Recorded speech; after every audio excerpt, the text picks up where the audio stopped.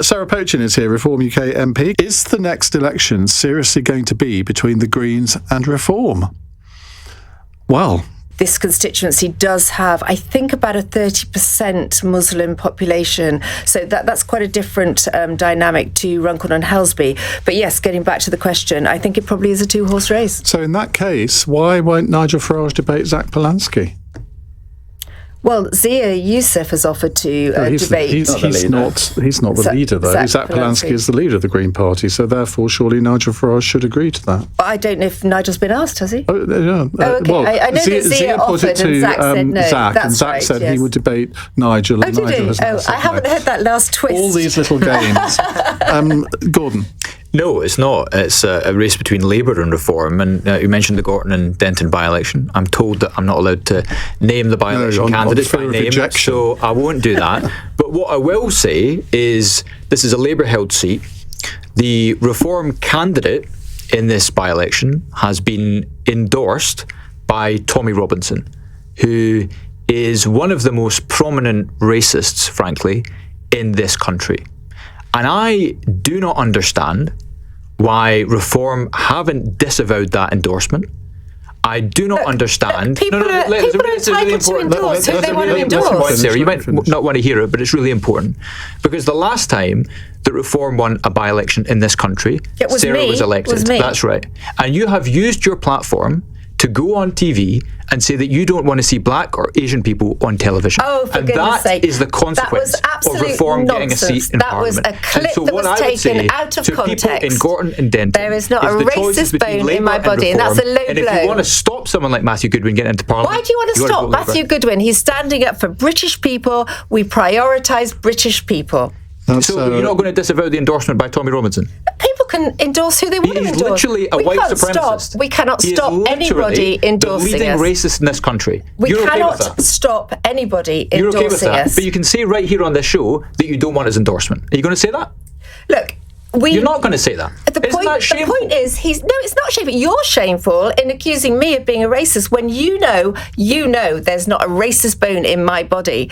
But I know what you said on television, and I know that your candidate is endorsed by Tommy Robinson. Look, we do not choose who endorses us. So Nigel Farage has said he doesn't want anything to do with Tommy Robinson. Absolutely. So you would say that? Of course. So why can't you say you don't want his endorsement? Well, I listen. He's done it. We can't take it back. Everybody is free to endorse. You can say you don't want it. You can say he's an abhorrent individual who's spreading abhorrent views. I would agree with Nigel that there is no place for Tommy Robinson in Reform as a member of Parliament or in any other way. But we cannot stop somebody if he wants to endorse us. He's going to endorse us. Do you share some of Tommy Robinson's views? I do not. So why can't you say that you don't want his endorsement? Well, I think I just have. I've just made the point that Nigel has said quite clearly that he's not part of our party. But what you're doing by directing this conversation towards Tommy Robinson is completely missing the point. In Matt Goodwin, the people of Gorton and Denton... That's twice you've done... Sarah, you've done it twice now. You did it. I'm not going to have to read out all of the candidates. Yeah, I thought you did it. No, he didn't name it. He did. He did. One due yes, to thank you. Okay, well, at the end of this section, I'm going to read out all the candidates. But before we get there, can you just clear up this thing about what you said? You said it was taken out of context. How was it? I mean, effectively, you said that you thought there were too many people, non-white people, in adverts on television. What I was doing was actually what I should have said was quote the evidence base, which I've got so much better at after that mistake that I made by not quoting an evidence base. And it was a Channel 4 survey that had come out only 2 weeks before the interview that I was giving on a competitor show to yours.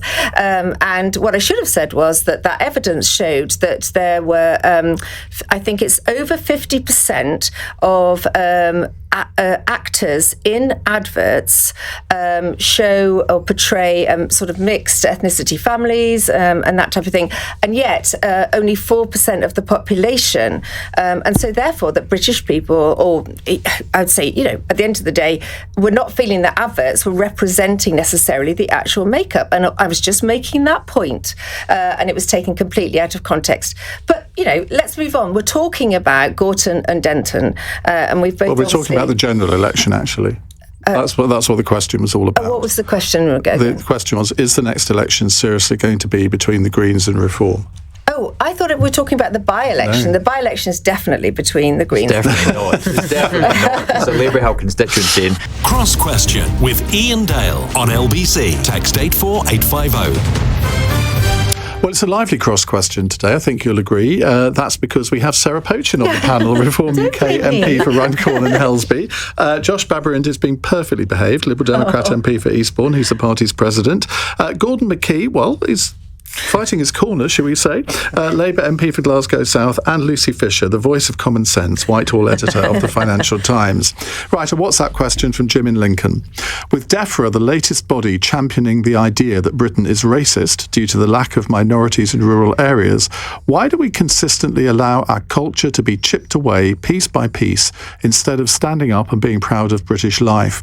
I haven't seen this document, but do I think that it's right that everywhere in this country is as inclusive as it could be, or should it be as super inclusive to people from all different backgrounds, all different ethnicities, all different citizens in our country? Absolutely, yes. And so I don't think there's anything wrong with the government saying, how can we achieve that? How can we achieve that inclusivity? I was really interested in the last conversation to hear Sarah speak about almost diversity targets for TV adverts, and especially interested as someone of colour who is currently on the TV in some ways, shapes and forms.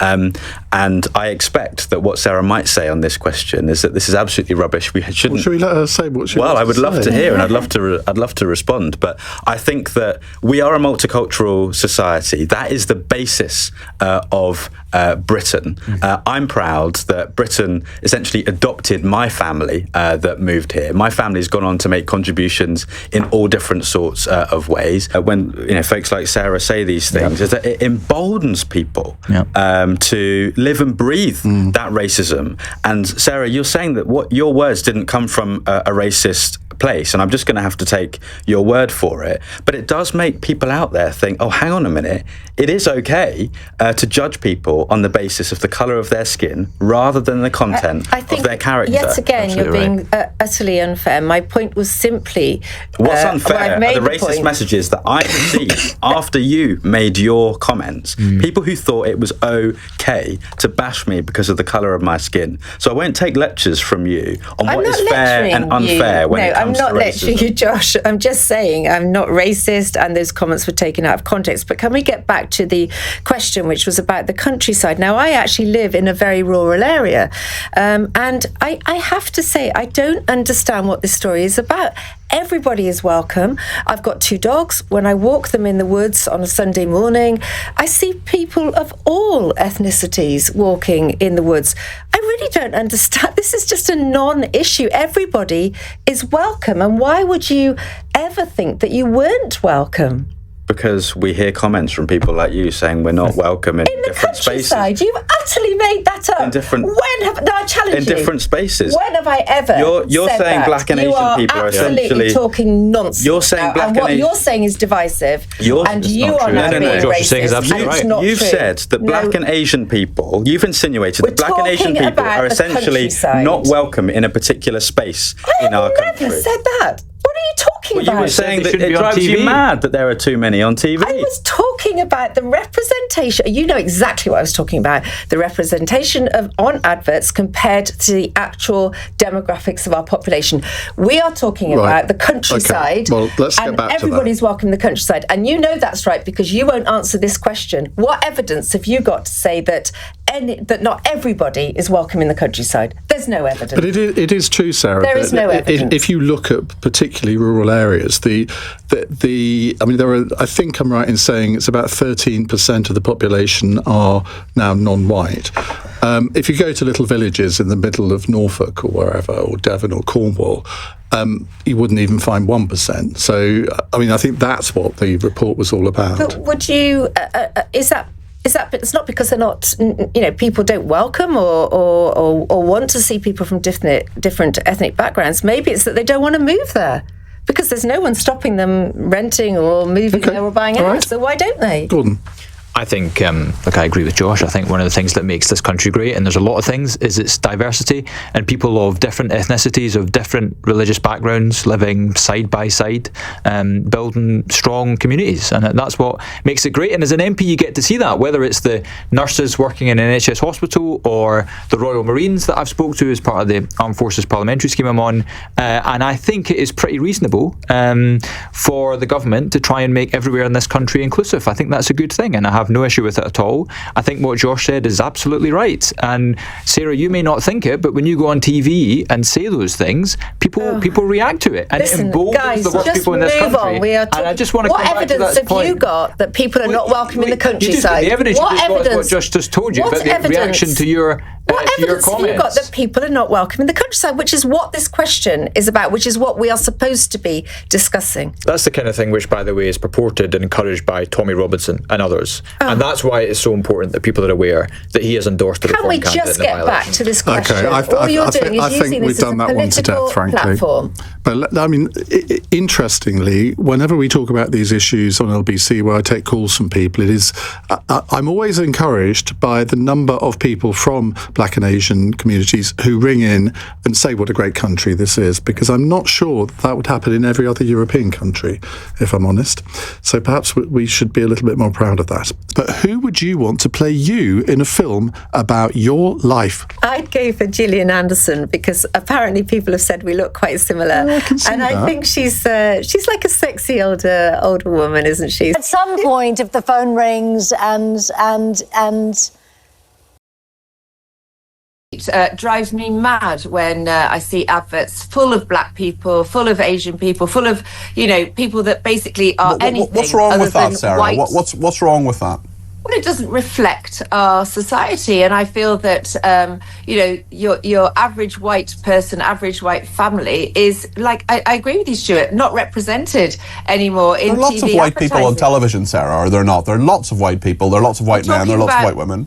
We're talking about adverts, and how many times do you look at a TV advert and you think there's not a single white person on it? And actually it is. It's something that's happened because, I believe, of the woke liberality that goes on inside, this sort of, like, in the arty-farty world. When it comes to, northern towns like Runcorn that I represent, it's just not representative of the rest of the country. Might be fine inside the M25, but it's definitely not representative of the rest of the country. And actually, you know what, I'm hearing this more and more, people notice and people will switch off.